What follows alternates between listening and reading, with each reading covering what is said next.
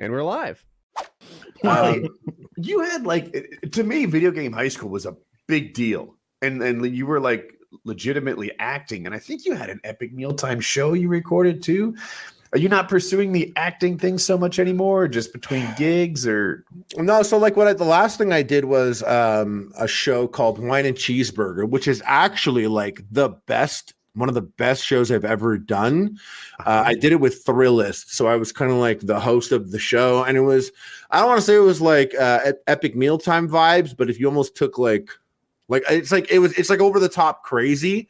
But it's pairing wine and cheeseburgers, and it's like the editing and producing was so funny. And normally when I don't edit or produce, I'm like, I don't know. But it was so good. I loved it. The views are shit. The views were bad.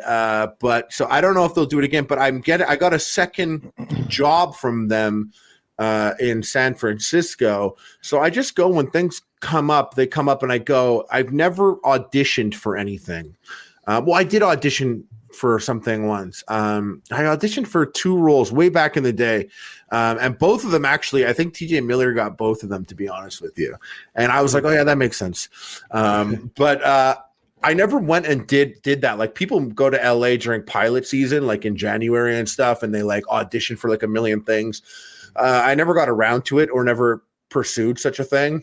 But acting is what got me into Epic Mealtime. I used to do Meisner. Have you ever heard of this Meisner technique for acting? No. So the whole point is that like a Meisner trained student can act with anyone. So like someone like I'll use There Will Be Blood as an example. Daniel Day-Lewis, like the fucking man. This guy, when he takes the role, apparently he like stunk like shit. Like he lived like it was like 1892. So the products he used, the food he ate, everything, like he stunk like a stinky old man, but not like a stinky old man, like a stinky man of the olden times. And apparently the initial child, like his kid that they had acting in it was just an actor, and they did the first few days and he couldn't do it because Daniel Day-Lewis comes in and he's got like this energy that's like, and apparently the kid, which happens often, people start to watch him when they're live with him in the scene. So they're no longer acting. They're kind of watching the show. That is Daniel Day-Lewis, which makes sense. And they replaced him with the guy, the kid, he was in like Little Miss Sunshine. I forget his name. You guys, someone knows his name? I don't know. I know the character's name. Yeah. Sometimes you got that. But anyways, that guy came, he's Meisner trained, and like what it does is it works on your, let's call it your tool. It's inside of you. It's the acting part inside of you that like it's never in your head. It's your heart, your gut, your crotch. Like you either want to like fuck something or you love something or you desires, but like you don't overthink things. So he was able to take something like if you're Meisner technique and you're in a room with like someone like Daniel Day-Lewis or a Heath Ledger, like a method actor, you're going to be better because you're on response.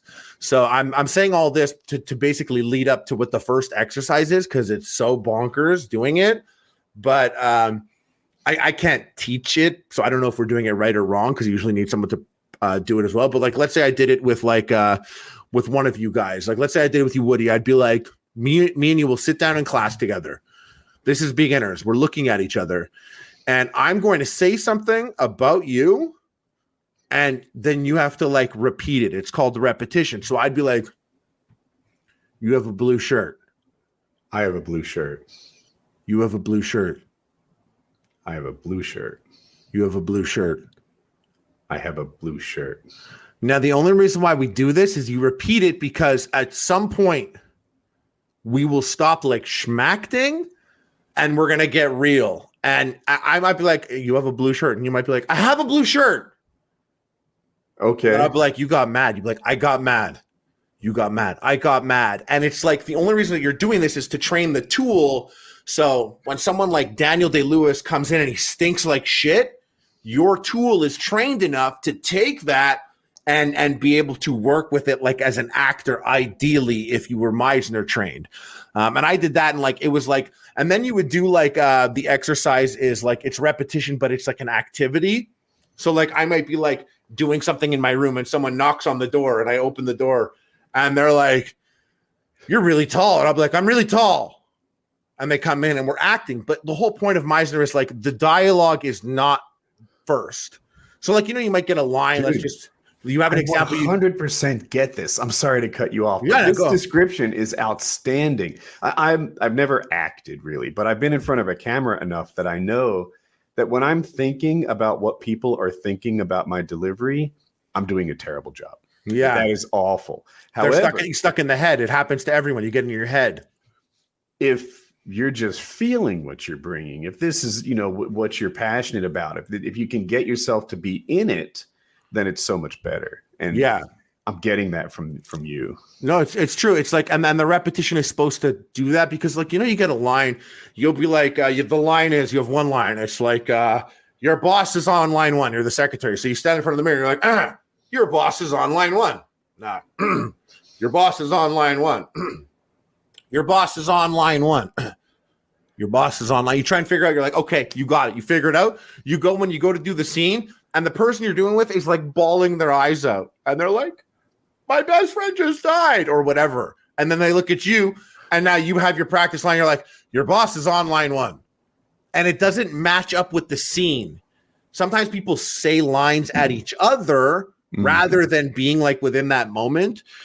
And like an example of this is Robert De Niro in one scene. I forget what movie, but like it was a little cop, and she came in and she had to arrest him. She came in and she was like, "Put your hands up, motherfucker!"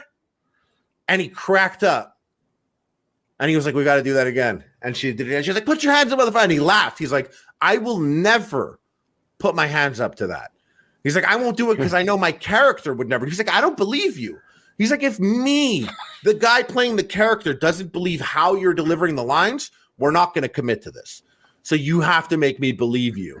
And it was like, he wouldn't, like some people won't act against it, like if it's not enough. I heard that about Marlon Brando once also. He you heard this? Did you hear this? Well, Brando's weird because I think he fits what you're saying pretty well because, in The Godfather, he refused to learn his lines, right? He's got them on a piece of paper on like in like 12 spots around the room apparently, or something. Like the guy he's talking to has Brando's lines on his fucking chest. He's reading a cue card. But I just watched Godfather 1 and 2 last week. It's a masterful performance. It's incredible. It's one of the best performances. Yeah. It's a top 10 performance ever. He's so good when he's explaining to that guy who comes in and wants the man's daughter has been beaten and attempted raped, and he's begging the Godfather to like give him justice. Give me justice, Godfather. And he's like, you never once invited me to your house for coffee. You come here, you ask me to do murder for you, and you don't even think to call me Godfather. You don't come to me as a friend. You come to me to hire a murderer to do murder. This I will not do. And it's so fucking good. I need to rewatch this. It's so good. I love Godfather 1 and 2. I want to rewatch it too. My favorite movies.